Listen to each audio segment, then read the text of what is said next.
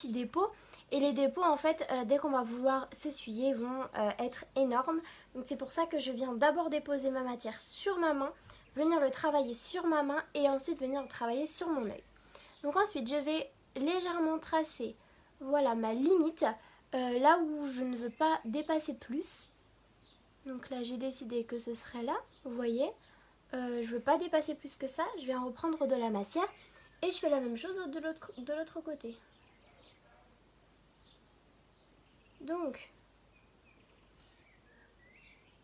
au début, peut-être que ça ne sera pas pareil. Vous voyez là, légèrement plus haut. Je viens prendre mon pinceau correcteur et je vais venir, voilà, estomper, bien tout essuyer. Ou vous pouvez prendre un coton-tige et venir bien enlever la matière. C'est pour ça aussi que c'est bien de faire son teint après quand on fait un gros maquillage, parce qu'on a tendance à tout enlever, hein, vraiment.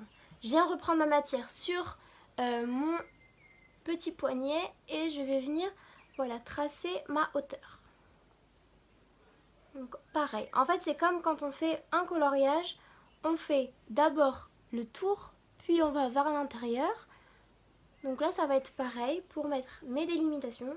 Je reprends ma matière sur ma main. Vous voyez, ça va pas être une couleur qui va être intense, mais en attendant on va pouvoir bien le travailler comme il faut. Donc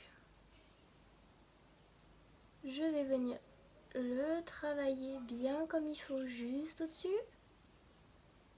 Je vais revenir sur mon creux de paupière. C'est pour ça que ce pinceau est vraiment très pratique parce qu'en fait il vous permet d'aller dans des endroits où certains pinceaux ne vont pas en fait.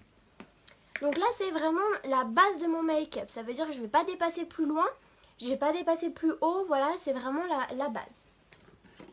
Ensuite je vais venir prendre ma brume fixatrice. Donc n'oubliez pas, dernier jour pour le Kudo, pour avoir cette brume fixatrice à moins 30%, ce qui n'est pas négligeable, bien entendu, et c'est très très intéressant. Je viens mettre sur mon pinceau et je viens retapoter avec de la matière.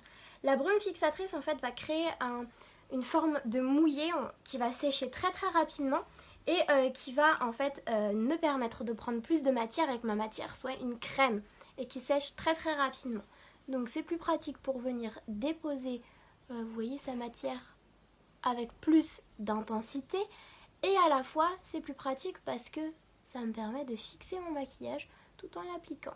Ça m'évite de remettre un autre produit par la suite à la fin de mon maquillage sur mes yeux. Donc là, je viens bien remonter ici, redescendre là. Je laisse quand même un creux puisque le noir c'est une couleur très foncée. On va pas pouvoir faire comme les autres couleurs où on va mettre tout